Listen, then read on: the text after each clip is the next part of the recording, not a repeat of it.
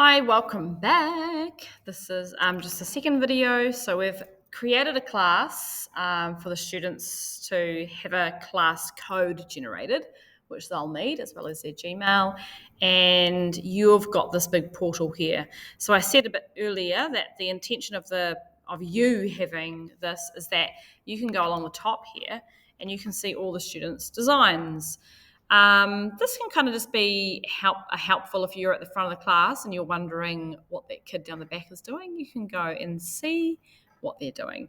It might also help once they get started. You'll notice the names that Tinkercad give each student or each designer is a really weird name, like Powerful, Crift, Midgelo, whatever that means.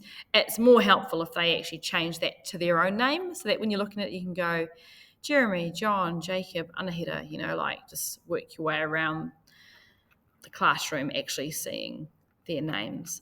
So how to get started is once they hit get started, you'll have these areas here. The first one in the blue is creating 3D designs. So this is the purpose of Tinkercad. The second line here is for creating circuits. And the third one is creating code. So it has a wide range of purposes then, and you might want to suggest or just say to the students that if you happen to belong to the robotics club or you do IT or you are interested in coding and programming, then it has wider uses than just the 3D design element. Also, other things you could mention is that this is made by these people, and it is the precursor to other software which ideally would have our students, our senior students using. For example, Fusion 360. So this is actually the precursor to Fusion 360, also made by Autodesk. And so learning the terminology and understanding the commands and the functionality of it benefit them later on. It's worth asking your students if they have used it before, because this, while we might be targeting year nines, it's very often the intermediate schools use it and some primary schools are using it. So it's a really great tool in the upper levels of primary school, and certainly at intermediate age. It's sort of targeted around that age a little. And even maths teachers could use this because it's just really great for understanding different types of transformations and measurement and scale and all that kind of stuff. So simply, these are the designs I've made in the past, and they kind of just store them, and I can continue tinkering on them. So when students have started a design, they can just come back here and go, tinker this, click on it and open it back up, basically. It saves all automatically, so there's no need to kind of click a save button. It will save automatically.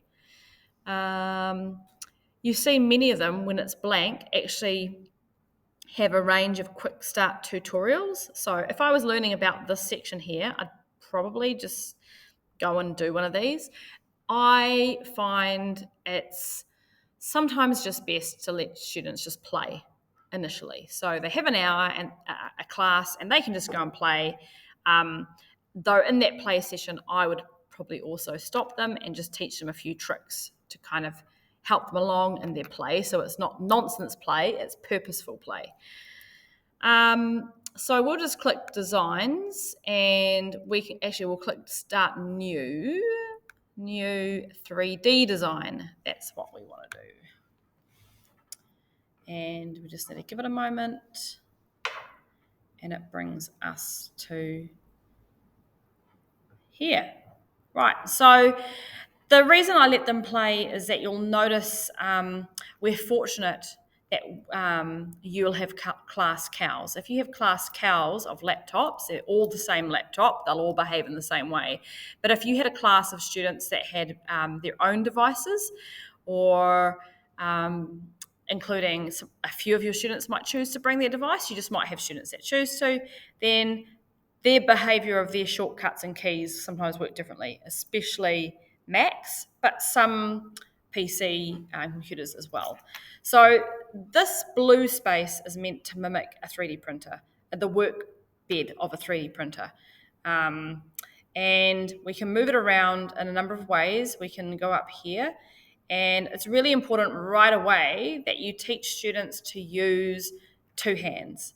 They can't lean if they're right-handed. I'll just talk as though they're right-handed. They can't lean their chin on their left hand and use one hand to, they can do it, but later on they'll need to use both hands to do certain commands. So it's just getting them used to using two hands.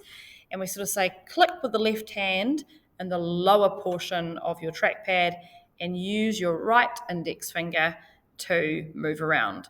At this point, I often actually draw a picture of a rectangle on the whiteboard and show them that the trackpad has three buttons, and computers used to make that really evident and obvious, and now they no longer do because they assume everyone knows. And I always find that students just have no clue. They just click everywhere on their trackpad, and some students get very frustrated very quickly. So you can come up here. The other way is, again, I'm using two hands. My left hand, I've got one finger on the control key, one thumb of my left hand on the lower portion of the trackpad, and now I'm using my right hand to toggle.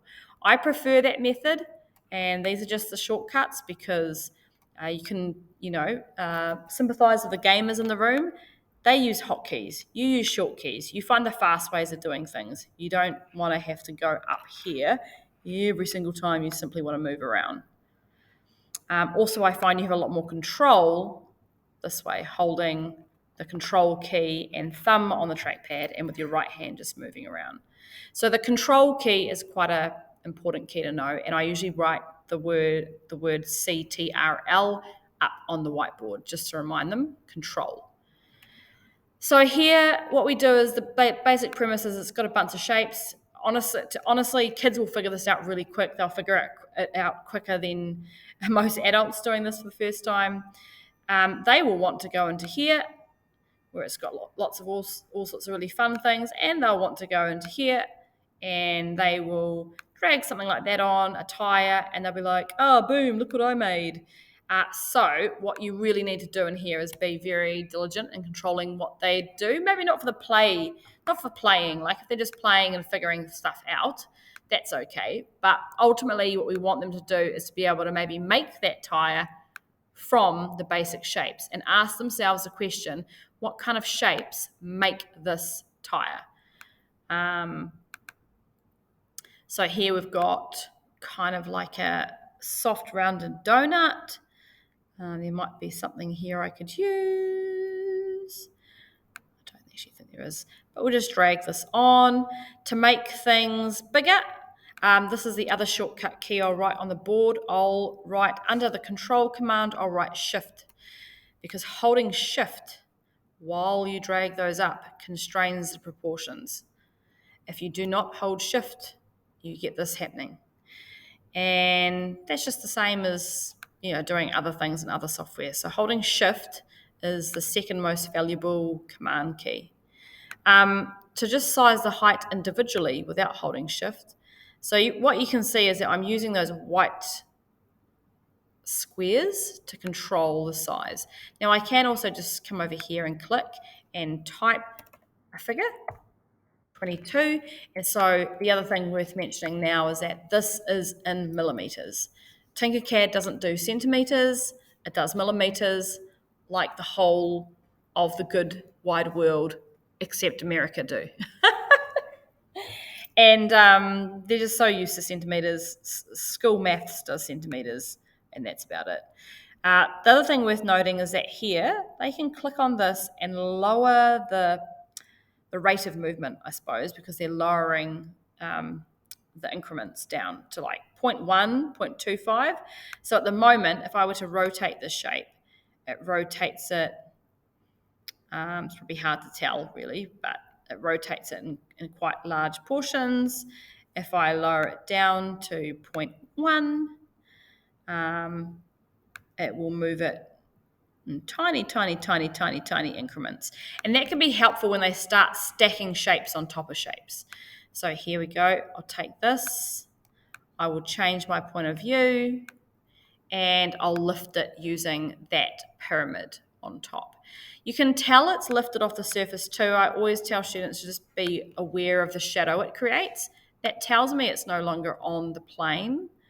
If they were 3D printing, they always need to make sure eventually that the whole model itself is on at 0, 0, 0. Here it is. So lifting is lifting that triangle and then dragging it over. Again, I'm watching the shadow of that. And by watching the shadow and changing my point of view, I can kind of tell where it's situated.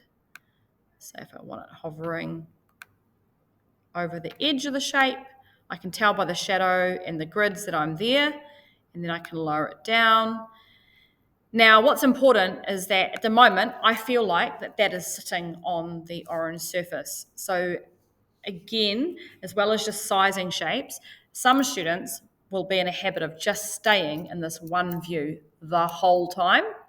Often they do that and they line up all the shapes and they think they've got that purple block sitting on the orange block, and they go to move it around, or I ask for them to show me the other side. And while they do that, they realize that, and shucks, it's a really bad example because I was actually on the orange block, but they'll find that perhaps, while here it looks like it's sitting on it, and move around, and I'm like, oh, you got a huge gap. It's not even sitting on it. So you need to just make sure that they are aware that they must model by moving around often. If they are modeling just often, they'll just have it in this view like this, and they'll just stay like that the whole time, or they'll have it in a view like this and they will just stay like that the whole time, because they're sort of getting used to developing things in 3D. So that's really just getting started. I think in the next video, I'll just show some little tips and tricks, things to extend other than just resizing and dragging stuff around.